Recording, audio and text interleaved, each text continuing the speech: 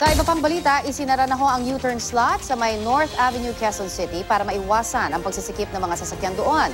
Epektibo naman kaya yan? Yan po naman ang ulat na ibibigay sa atin on the spot ni Chino Gaston. Chino? Yes, Connie, may U-turn slot man o wala, tukod ang traffic sa may Trinoma area ng EDSA sa Quezon City. Sa dami ng sasakyan na naranasan na o nakita natin kanina pag-aalas 11 ng umaga. Isa sa solusyon kasi ng HPG sa lugar para maibsan ang pagbara ay alisin ang U-turn slot dito at iurong dyan sa may tapat ng PhilAmLife Village. Pero tila walang pagbabago at traffic pa rin. May mga naiinis na dahil hindi nila alam na tinanggal na ang U-turn slot. Tukod din ang traffic sa mga feeder roads sa papatang EDSA o yung mga maliliit na mga kalsada na papasok o nakarugtong sa EDSA.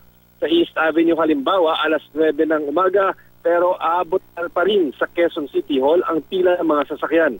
Namataan din namin ng ilang taga Quezon City Police District na inaalis ang mga sagabal sa NIA Road naman, gaya ng mga motor, jeep at tricycle na basta na lang ipinark ng mga informal settlers sa lugar.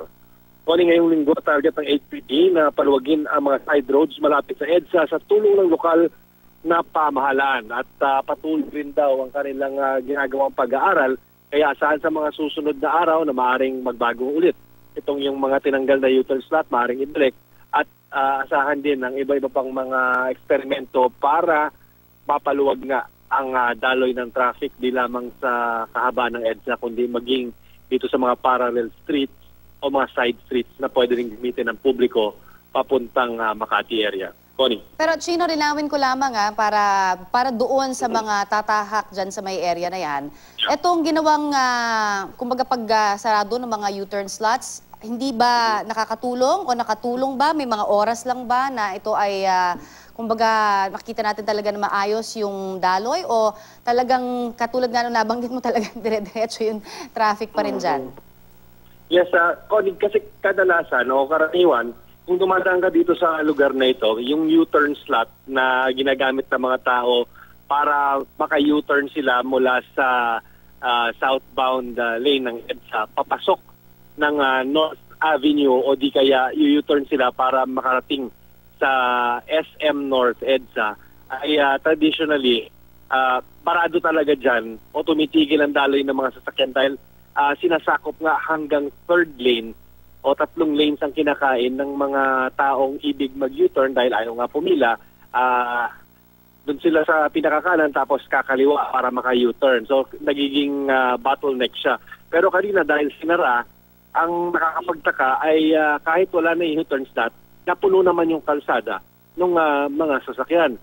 Ang obserbasyon natin dito, yung pagtukod ng mga sasakyan kanina, tuloy-tuloy na hanggang dyan sa may Kamuning area. Kung dati, dito lang nagbabara. Ngayon, yung buong stretch na mula Trinoma hanggang dyan sa may Kamuning area ay napuno na ng mga sasakyan. So, hindi natin alam dito, Connie, kung mataas na talaga yung volume ng sasakyan dahil Monday nga. Tapos may iba pang mga konsiderasyon.